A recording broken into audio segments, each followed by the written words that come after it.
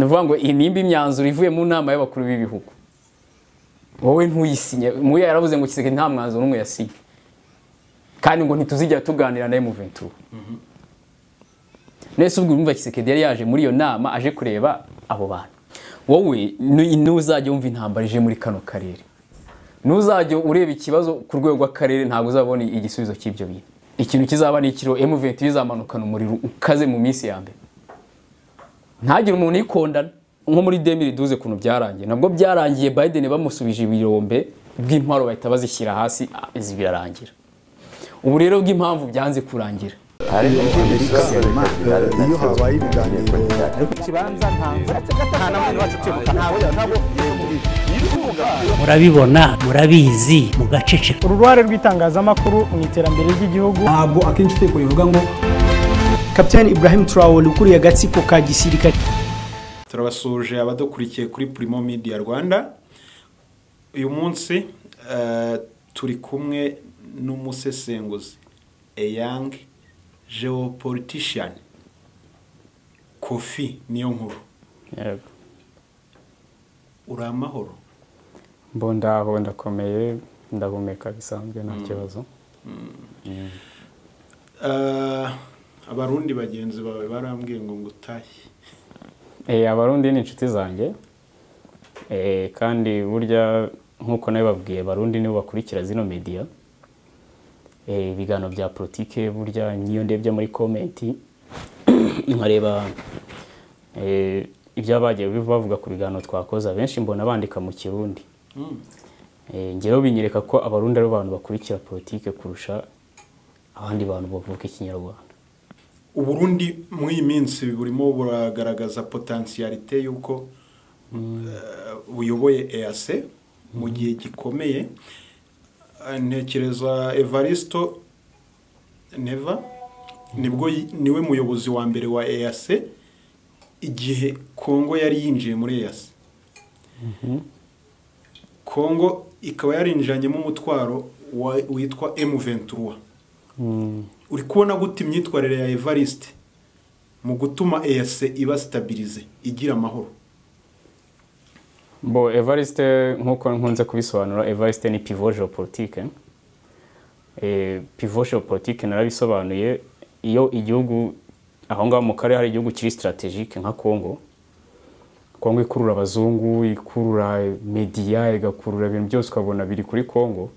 Burya mu bihugu bituranye na Kongo abarimo kimwe gifite position geopolitique. Uvuga ngo babazungu baza muri Kongo kureba ibintu byose kugira gute. Buri umwe azavuga ati ugiye ku ruhande rwanjye na profita. Na Biden ubwo abari Putin na Biden akavuga ati nanjye ugiye ku ruhande rwanjye na profita. Donc wisanga uri hagati y'abo bantu babiri umwe kwinginga n'undi kwinginga. So iyo ndebye position Burundi kuri Kongo mbona ari pivot geopolitique. So Evariste rero kwa ko ubone wari ugezwe mu kuyobora EAC. Kandi ubwo mboneho no kubwira abantu yuko abantu nk'ubushize mvi Burundi nakoze ikiganiro nkubwa ko i Burundi ari umutekano ibintu bimeze neza mbona abantu bamwe baravuze ngo ntibibaho ibyo bavuze sibyo. Nimba Evariste rero asiga hosting inama hakaza wa president bagera muri batandatu n'iki byose ntago bagiye hano ari umuriro. Donc uvuze ngo nizere ko izo media ngo zise ziceceka Burundi ari umutekano usesuye. Evariste rero ubwo niwe warugezweho mu kuyobora EAC. Ariko mu byukuri EAC harimo harabamo impinduka. No kuvuga ngo eka wenda twihutisha n'ibyo bintu. Nuvuga ngo nigeze gusobanura ibintu bya bloc geopolitique. Nakubwiye ko ku rwego rw'isi si le plan geopolitique hari bloc Augusta akabona bloc bita BRICS ariko yo mu byukuri nakweretse ko itabaho. Ariko reka tuvuge ko ihari. Bloc Augusta rero na Amerika n'abandi bambari bayo nuvuga ngo rezariye bayo. Uburayi, Canada, Australia, Corée du Sud, za Brazil ibiki byose bira byose byo bakapitaliste kuva kera. None akabona bloc BRICS yo yashatse gushingwa n'abantu bari bafite communism bivuga ngo abarusiya abashinwa za North Korea narabikweretse. None mu byukuri ibyo bintu iyo biroflexe mu turere turi sensible nuvuga ngo turi strategique ubundi mu byukuri si yose iri strategique ko nta hantu hatari amabuye nta hantu hatari peteroli bice byose peteroli igiye irimo ariko ba strategique y'ibyo bintu bifite ariko none uzazamye hora muri zagara utabasha kubirinda we ngo ubyirindire ku giti cyawe nk'ubu na Amerika iri strategique ko ifite peteroli na zahabu n'ibiki byose ariko ntago wajya kubibiba n'abafaransa barabifite naye hose barabifite ariko kwa hano muri yase twe tubifite none twaba dutashobora kubana rero duhora muri zagara tuba strategique ko baza kubyiyorera ubwo turi kimwe na mwayenoriya naho muri za siri ubona habura zagara niki so iyo bigezeho mu tuye turi strategique izo bloque geopolitique nakubwiye naho ziba zihari nko muri kano kare kwako ariho tugiye kwibanda ku bintu by'intambara n'ikireka bariho twibanda Middle East yo tuyihorere hano mu karere naho rero hari block ubundi ahantu hose abantu bahanganya abantu babiri baba bahanganye bloque hari bloque nuvuga ngo ya bloque BRICS hari reflexion yayo hano mu karere na ya bloque West nayo hari reflexion yayo mu karere nuvuga ngo bloque irimo Cyril Ramaphosa irimo Evariste irimo Kenyatta irimo Lorenzo irimo Sassou Nguesso na Kikwete nuvuga ngo ni ya BRICS yaje mu karere sibyo muri ideology mbega bafana iyo BRICS muri ideology ntago bayifana economically kuko ntibaho mu byukuri nuko baba bashaka kwigumura kuri Amerika nyine abo bose nkweretse noneho ya bloco gusida nayo ifite reflexion hano mu karere uvuga ngo uzasanga mu Museveni usangemo Muhozi na M23 uvuga ngo Makenga na Wiringoma bariye mbo noneho ubwo ngubwo nimba za bloque zihanganye ku rwego rw'isi ubwo nazazindi mukaye nazo zirahangana kuko nibo mbega nizo mu karere ubwo nazo ziri buhangane niyo mpamvu uri kubona intambara mu M23 uvuga ngo nimba bloco gusida na bloque BRICS bari guhangana nazazindi subtiti zabo mu karere nazo zirahangana donc abari prolongation none Evariste wambazaga rero nakoze ikiganiro hano mbabwira ko yama nama nge ndabizi ko nta kintu izajya ko nge ndabizi ko yasitabaho nuko nguko donc Evariste nubwo yamagaye nta kintu biri bugereho kuko izo bloque ubona mu karere hari izindi zizikuriye ruguriyo zitari kumvikana nabo ntibashobora kumvikana urihuse cyane uvuga ku nama ya Evariste yahamagaye narimbajije uri kubona gute calibre ya Evariste mu buryo bwo gupasifia gutanga amahoro muri kano karere cyangwa muri yase abereye umuyobozi Evariste mu byukuri we ikintu yabasha gukora no kurinda Burundi gusa ariko akarere karamurenze kuko hari abantu bamaze imyaka 40 ku butegetsi we amazi 2 nimba ari 3 donc ntuzambwire ngo ibibazo yasanze abo bantu bafite bamaze igiye ku butegetsi ngo yaza kubikemura amaze imyaka 2 ntago byashoboka ahabwe Evariste we yibanda ku Burundi cyane uje guteza akavuyo ku Burundi ho mwahangana ariko nimba ugateza ku rwego rw'akarere ibyo bintu ntago biramurenze ibyo bintu ntago Evariste ashobora gukemura ikibazo cya Kongo ashobora gutanga umusanzu ariko navuga ngo we niwe tuteze kugikemura kandi ari umuyobozi n'umuyobozi ariko w'u Burundi ntago ari umuyobozi wa EAC n'umuyobozi wa EAC uri muntu uri mu mwanya ariko se ubundi yasigira umuyobozi ubu niyo waba uri umuyobozi wa EAC wahamagara Museveni ukamutegeka mbwira umuperezida wahamagara ukamutegeka ikintu akagikora nubwo waba uri umuyobozi biba ari ibintu by'ikitiro byo mu mpapuro na kashe n'igi byose ariko nta muntu ushobora gutegeka nuko nguko bimeze EAC nta muyobozi igira ibahozeyo nayo ubwayo ubundi EAC ntinabaho sinese sinakubwiye bino bintu Biden nawe ushushanya ngo EAC n'iki byose ngo yangwa consolide ubundi abaperezida nta nubwo namwe mwamwara nayishinze no kugira ngo consolide abaperezida n'uburi maho amenye ngo ndagufite ngo habije ngo ha ibiraka muri peacekeeping ngo ha ya madeni ngo ibiki byose ariko ndagufite maho ngaho ariko ntabwo nimwe mwamwara yishinze neze yashe nta munyafrika washinze yase reka tureke aho ngaho EAC n'umuyobozi wayo tubirenge gatoya turebe noneho urabona gute umutekano w'u Burundi nyuma yuko buhostinze inama abaperezida bose uko bagiye bakagereho baturutse amahoro umutekano w'u Burundi urabona gute kuva muri 2005 umutekano mu Burundi warabonetse kuva 2005 kugeza ubu umutekano urahari gusa wenda hagiye aba tentative zo kuwuhungabanya ariko wari uhari ikibazo cy'u Burundi donc 2005 byari birangiye amahoro yarabonetse ubwo kuzamura aho rero nta kibazo kiri mu Burundi 2005 tuva mu nziza yafata ubutegetsi Burundi hari umutekano ariko nyuma yaho 2015 Burundi bwabayemo ibibazo amakudeta habayemo ndetse abantu bamwe barahunga kuko bari bafite n'ibyo bahunga habaye ibikorwa byo kuhungabanya nibyo ariko nkuko nakubwiye donc kano karere karaguye kano karere nakubwiye ngo harimo bloke zitaba zikorana buri bloke ziba zihangaye ngiye nshaka kuba nkorera bloke gusida nkashaka kumenasa handi ahantu hose batumvira bloke gusida hakabaho guhungabanya umutekano ariko mu by'ukuri umutekano wari uhari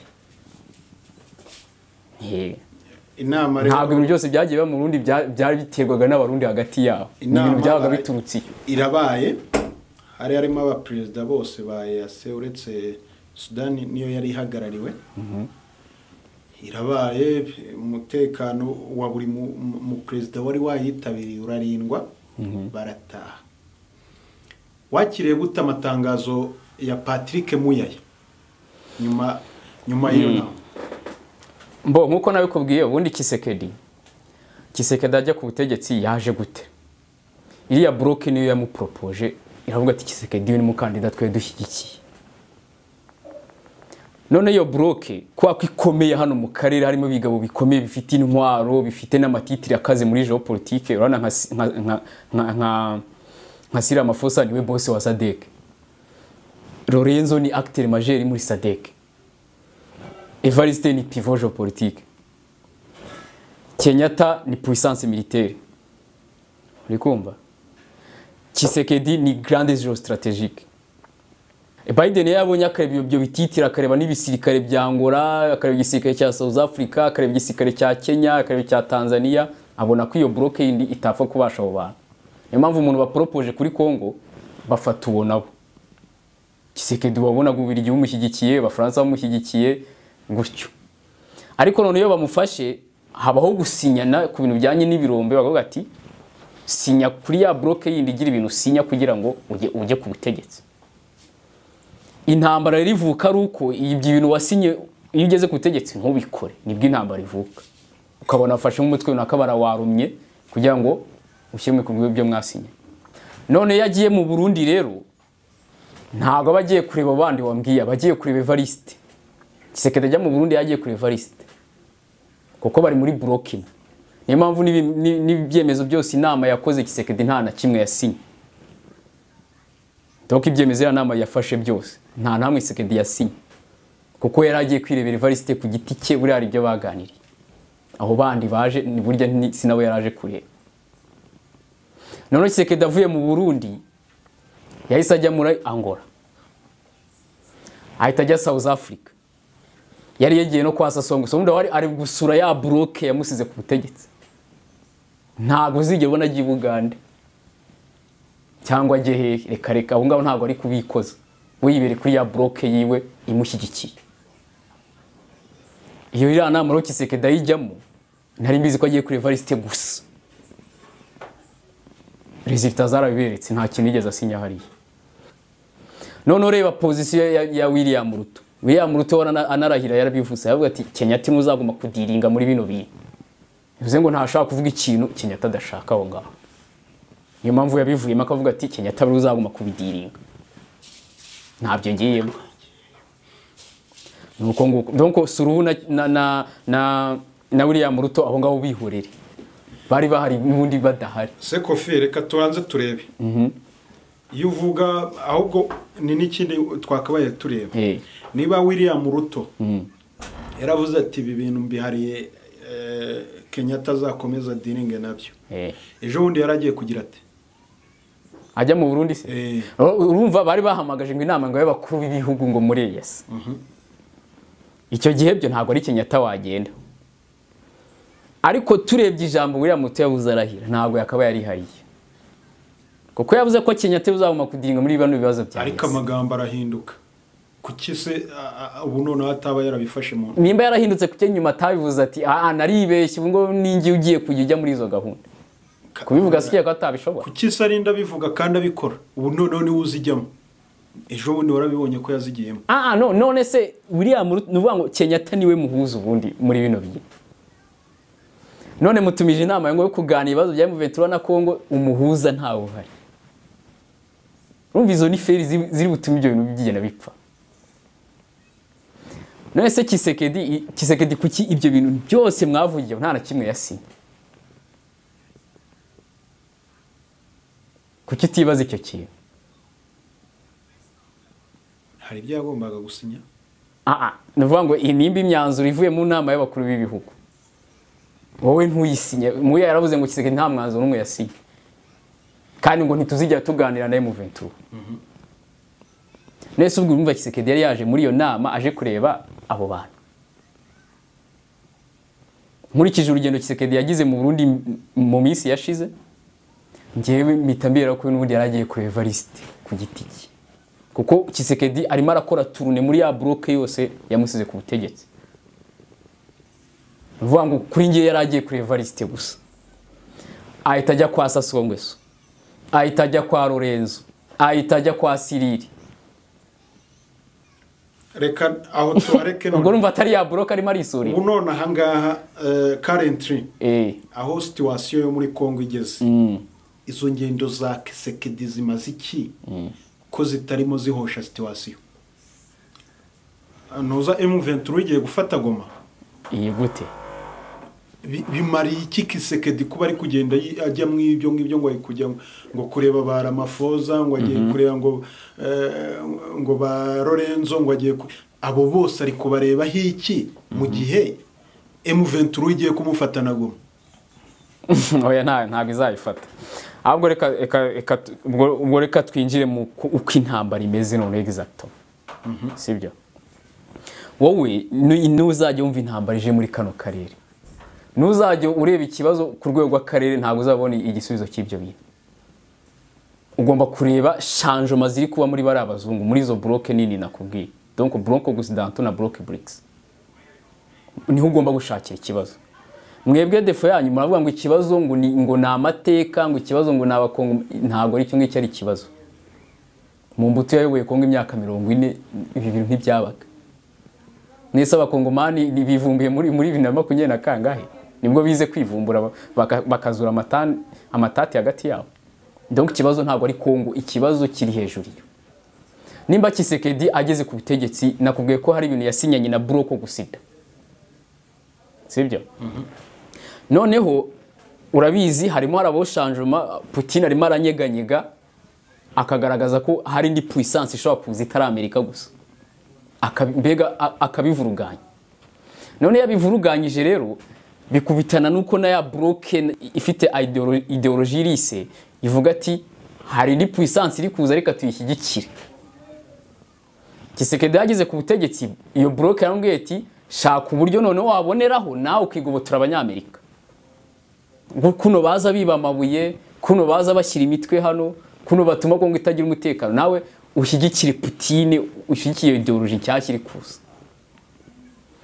Kisekedi rero none n'abaturage nteri neza société civile za Kiliziya Katolika za kizose nazo zaziri kumubwira ati shaka uburyo wagarura umutekano mu gihugu numva bihuye n'ibyo bloke iri kumubwira kugarura umutekano mu gihugu rero nuko ukora structure z'ibirombe ibirombe ukongera ukavugura uburyo byacukurwaga nimba baza bamena imitwe kabibira iyo mitwe ari iteza kavuye intwaro bazana ibiki byose ari byo ifo kubijyamo ugakora indi system y'ibyo bintu Kisekedi rero atangiye process yuko ibiromba abanyamerika batezamo akavuyo iki byose none Kongo ari igiye kujya bicukura igahisoko Uburusiya igahisoko abayapani igahisoko abashinwa donc uwishaka atavuga ngo Amerika iraza ngo ite yicara gusa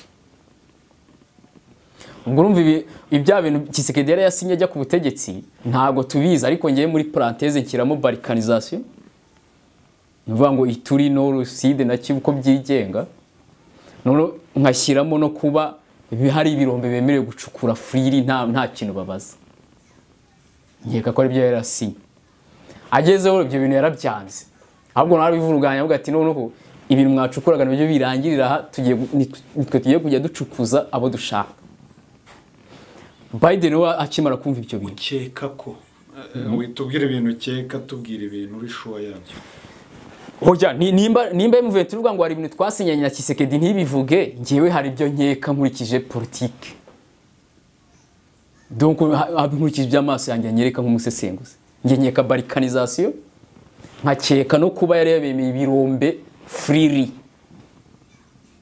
Atababaza ngo mubijyanye atabaza ngo muzacukura mute gutyo.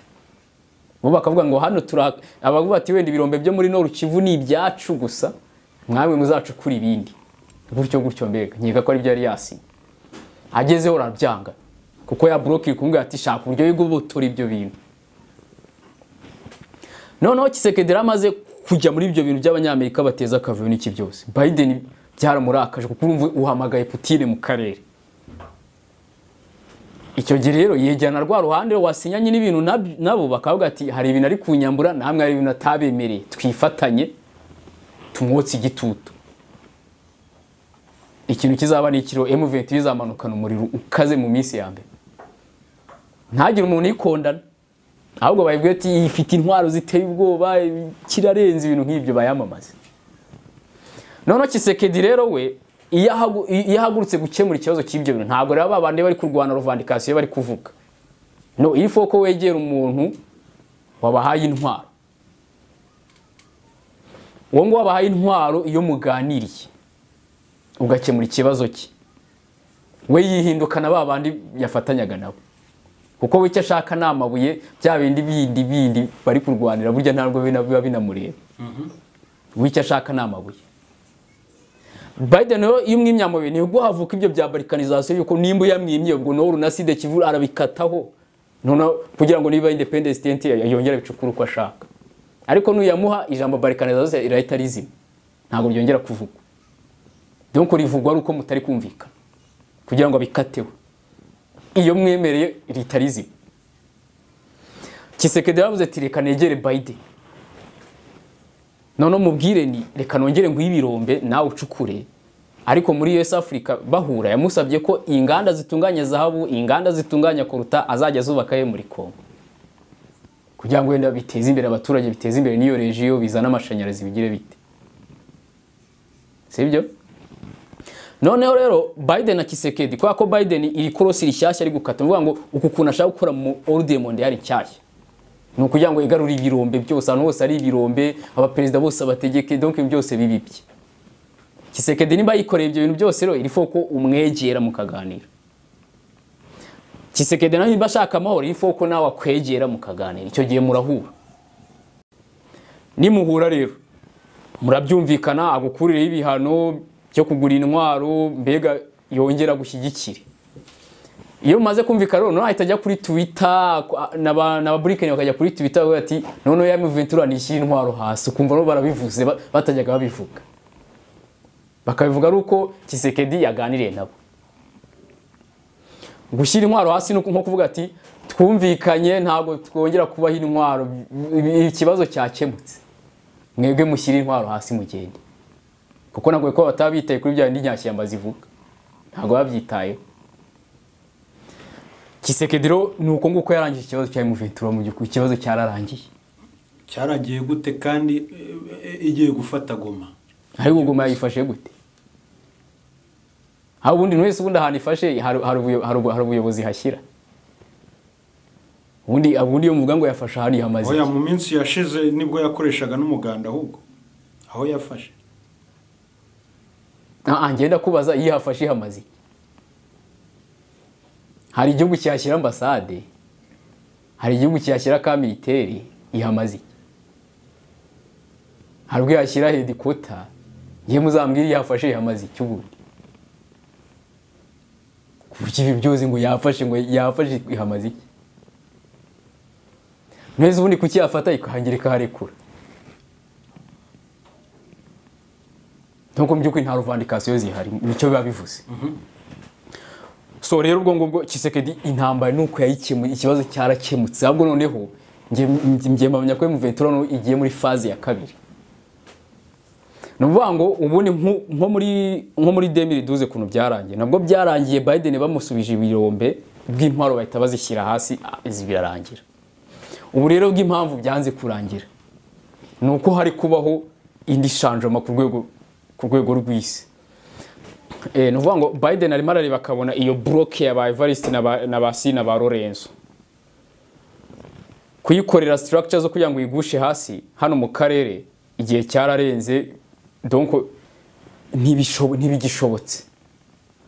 Kandi Biden we areba umuntu ugezweho icyo gihe ufite imbaraga icyo gihe ni wafata.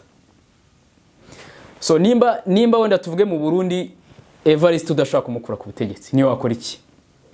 Ukaba udashaka gukura ku butegetsi Tshisekedi, donc udashaka kwaruma amakenga ngo agenda asenyira ya leta iri Kinshasa, udashaka kwaruma ndengo agenda asenya Burundi, bakabona bitashoboka.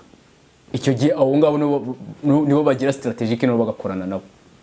Noneho babandi ikiraka cyananiye bo bagatakaza valeur muri iyo imyaka. Noneho Biden we arashaka gufata iyo block BRICS nonaka ari yagira strategique kurusha ya block yindi yari iri hano yaba Museveni na bamuhoza.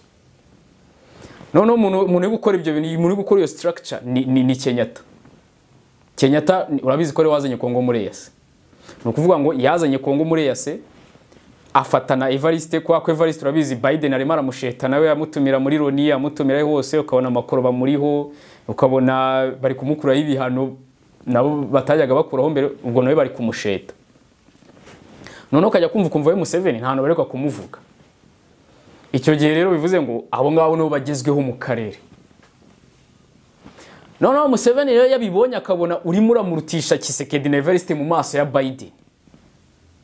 Aho ngaho itavuka inambara ku rwego rw'akarere. Donc ubwo ya M23 noneho ifashe iyindi phase ihinduye indi murongo. Kwa kundi agomba gushyira intwaro hasi noneho yihuye n'akandi kazi. Kuko Museveni ntabwo ashaka kwereka Biden ko yaguye nawe. Nk'ubu ngo aka kanya M23 ishyize intwaro hasi. Biden yatafata Tshisekedi na Evariste akaba ari bakomezanye nabo peacefully. Akaba ari bagira strategique ku meza ye. Museveni rero agomba kwaruma M23 nawe akayinyuramo akabwira bamuhoza ati musunike babone ko natwe tugihari. Kuko nidushyira intwaro hasi ubwo turaba tugiye. Koffi iyo uzana Museveni mu bintu bya M23 Kongo nta na rimwe yigeze izana Uganda mu bintu bya M23. Kongo iprononce igihugu kimwe hano mu gace. Ivuga ko u Rwanda rushingikiye M23. Museveni umuzana gute mu bintu bya M23? Buriya rero reka musobanurire ubundi nigeze kuvuga ko u Rwanda n'u Burundi burya ni igihugu kimwe mu buryo sociology. Kwa ko duhuje ururimi, duhuje amateka, duhuje ibintu bya kwigenga ngo independence byabereye rimwe abadukolonije ni bamwe. Twese twagiye twumva ngo indege ngo ziraguye, donc hari ibintu tugiye duhuriye n'abarundi. Ariko no kwa ko twitandukanyije twe n'abarundi tukanga gukora igihugu kimwe mu buryo politique. Donc muri espace politique Tanzania n'u Burundi byahise igihugu kimwe byo. Muri espace politique donc ubona ko Tanzania n'u Burundi ho bafitanye proximity mu buryo bwa politique. M23 mu byukuri ntago birambye vuga ngo Nord Kivu na Sud Kivu byigenge ntibizashoboka. Mu mbone zawe ingufu ziri he kwa Basiriro cyangwa kwa Museveni? Reba iyi block ya Basiriri. Ntabwo ko ari mu abagabo bafite ubushobozi bwo guturitsa akarere kose. Siriri afite igisirikare urabizi cyaturitsa akarere kose. Lorenzo yagaturitsa, Kenyatta yagaturitsa. Evariste nawe ntabwo yagaturitsa ariko nawe hari ibikorwa ari kugaragaza. Harimo arafata Somalia agafata Sud Kivu agafata ibintu byose ku buryo nawe ahafite ijambo. Kandi yamaze kugaragaza ko CNDD yamaze kugaragaza utayikura ku butegetsi. Ubwo nawe turamufata uko nguko. Tshisekedi ubu ngubu kwa kundi umuntu yashobora guhaguruka muri za Demira akagenda akavanaho leta Kinshasa. Ubwo ntibyashoboka. Ubwo nawe bamufata uko. Sasongweso nta wundi muntu nta gushaka kwa mu mutwe yaranguvana Sasongweso. Nibisho ubwo we usibye ko ari n'umuhare wabo n'undi kuva kera ni pro France. Ubwo nawe bamufata uko. Kenyatta nawe Kenyatta abakikuye harano bafite robine bafite ibintu byose bafite igisirikare bafite ibiki ntushaka kubavana ku butegetsi muri Kenya ngo uzamura bakaranjini nimwe nawe uriya muruto naguye ko atari uyobora Kenya iyoborwa na Kenyatta mu maso yanjye ubwo nawe bamufata uko icyo kibroke cyose rero Biden ubwo bagiye kugifata uko nguko ya bloke yindi yari strategique kera ubwo byagaragaye ko itakigezweho muri byo bivuze ngo muri aka karere hari kubamo impinduka harimo harabiha impinduka no guhererekanya ububasha harimo harabihinduka muri izo bloke ebyiri ubu ngubu bloke ya indi nakweretse yabasiri na barorenza naki byose nigezweho muri bino bihe iyi bloke imiragwa none uko kugwa kwayo rero hari ibikorwa ikora kugira ngo yerekane ko byibura nayo ikinyaganyiza akarere ikabigerageza kugira ngo Biden abone ko abantu nabo bagihari ntazabasiga inyuma urugendo abona bitazashoboka reka dusoze kuri iriya nama yabereye i Burundi iriya nama kuki tutayibona nk'ikimenyetso cyiza cy'uko habayeho guhuriza hamwe kwa EAC ibyo bintu byabatandukanyaga amatribi iki byose bikavaho ahubwo abantu bakaganira ku gitekerezo no kureba imbaraga n'ubushobozi bugiye buri muri buri gihugu cyangwa muri buri muntu mu bagize iriya nama mbo ikibazo cyanyu nuko mutubasha kumva ko aka karere ka EAC kadahari izi ntambara zipfana iki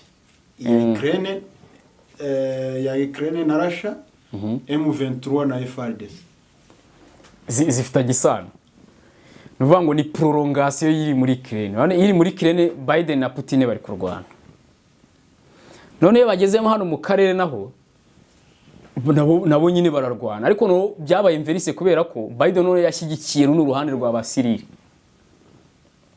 kuko nubundi rega n'urugwe n'ubusanzwe nese economy n'uruhande rwa basiriri ntabwo rushaka influence ya Biden mu bihugu byabo muri ideology ariko naba pro America nese Sadek si Biden yihabije aba pro America Biden ashaka kuvuga ati nubwo mushyigikira Putin muri ideology mukagira gute reka nemere ibyo munsaba ariko dukorane icyo gero bahita bafana Biden kubera ko ni ubahabije ni ufasha ibisikare byabo ni ugira gute donc cyo bashaka bo nuko Biden yemera ko atazajya bategeka muri politike yabo nicyo kintu burya badashaka muvuga ngo azavuga ati ngo haye dossier executive ngibi muri politike yabo icyo nicyo badashaka ariko muri economy baramushaka kuko ni ufite amafaranga Putin ashobora kubahabisha